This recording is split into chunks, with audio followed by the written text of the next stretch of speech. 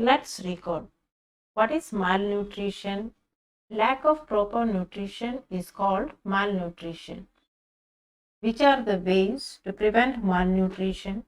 Malnutrition can be prevented by eating a diet which includes carbohydrates, protein, fat, vitamins, minerals, etc.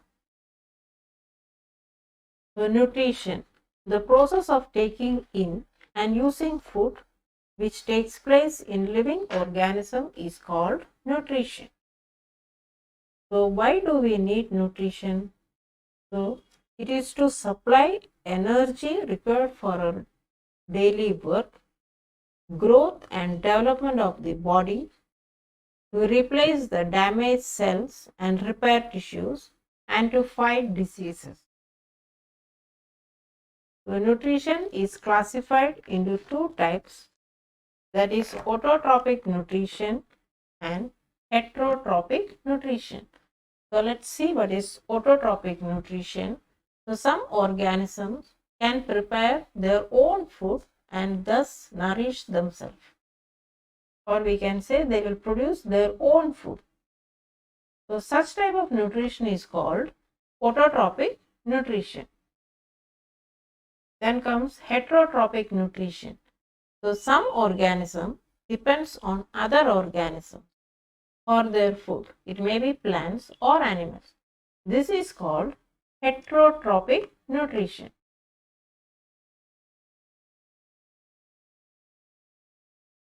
Then we will see about nutrients. So, we get several types of nutrients from foodstuffs. Nutrients can be classified into two types, namely macronutrients and then micronutrients. The nutrients which recur in large quantities are called macronutrients. For example, carbohydrates, proteins and fats. Micronutrients means which are required in very small quantities. Examples are minerals and vitamins.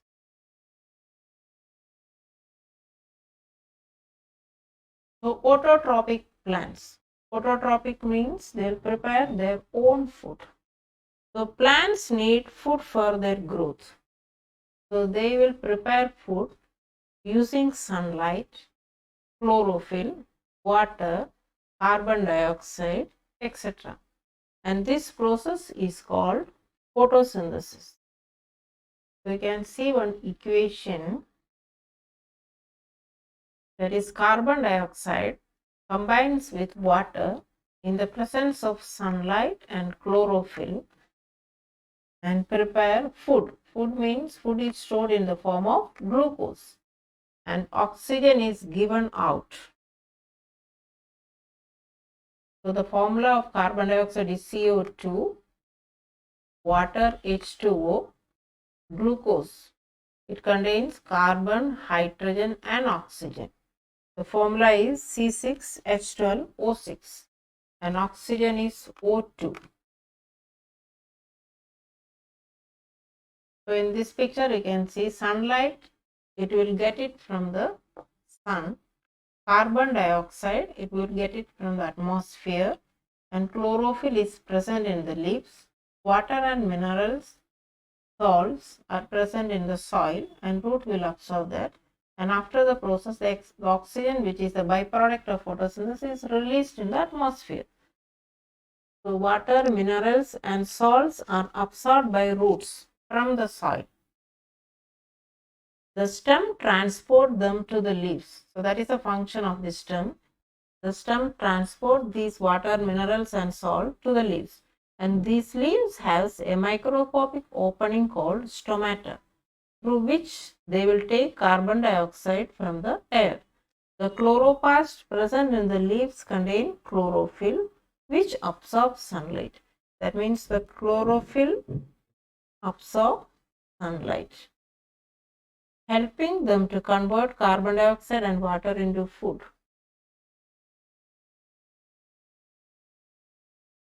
So, the leaves have some microscopic openings and this opening are called stomata.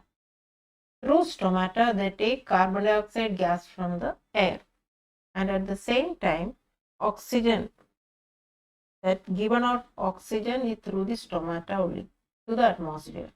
Then absorption and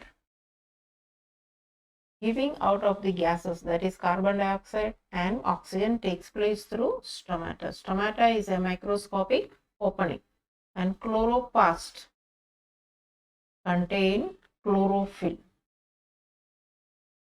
So this is also microscopic. We can see only with the help of a microscope. Beside leaves, photosynthesis takes place in some other parts like green stems also.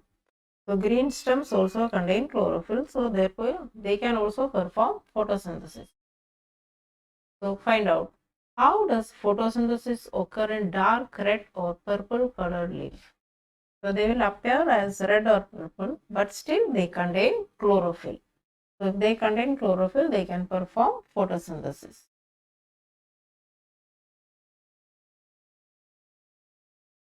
Transport system in plants. The transport system of plants consists of xylem and phloem.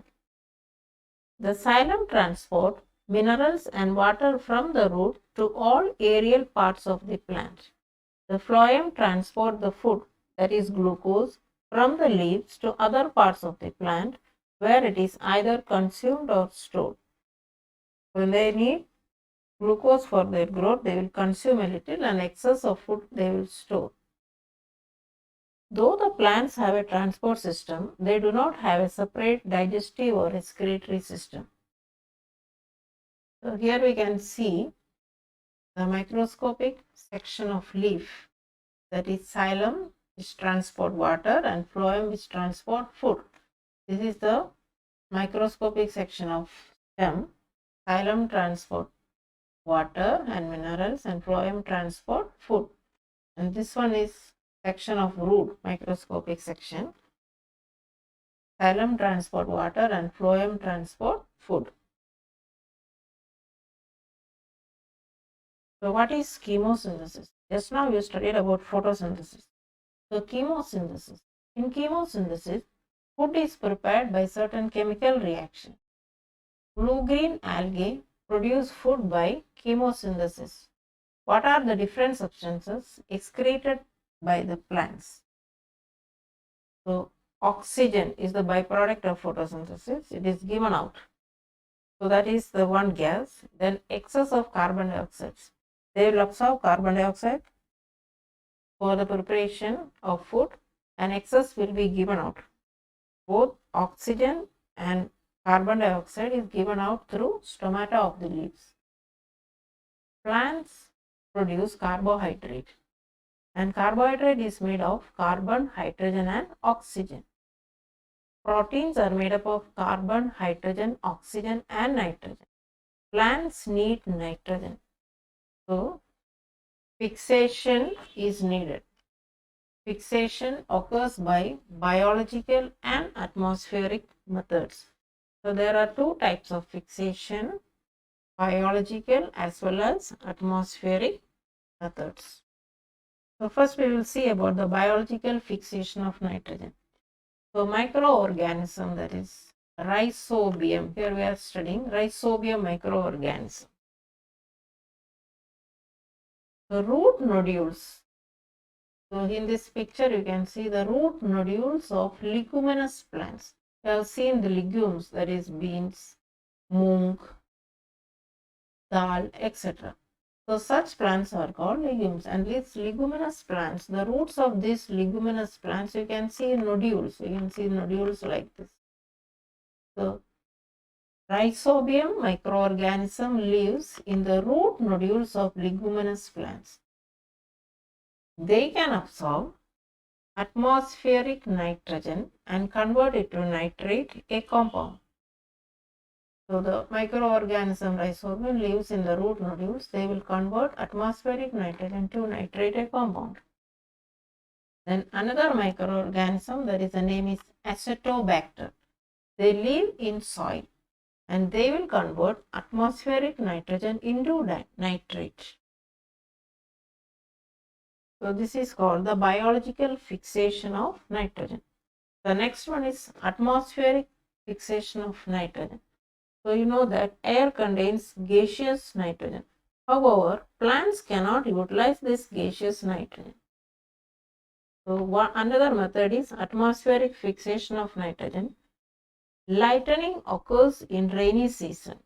This causes atmospheric nitrogen and oxygen to react and form oxides of nitrogen such as nitric oxide and nitrogen dioxide. These oxides of nitrogen dissolves in water and get converted to nitric acid, which is added to the soil along with the rainwater. These acids react with different minerals in the soil and it is converted to salts. Plants use these nitrogen salts for their growth. So this is called atmospheric fixation of nitrogen.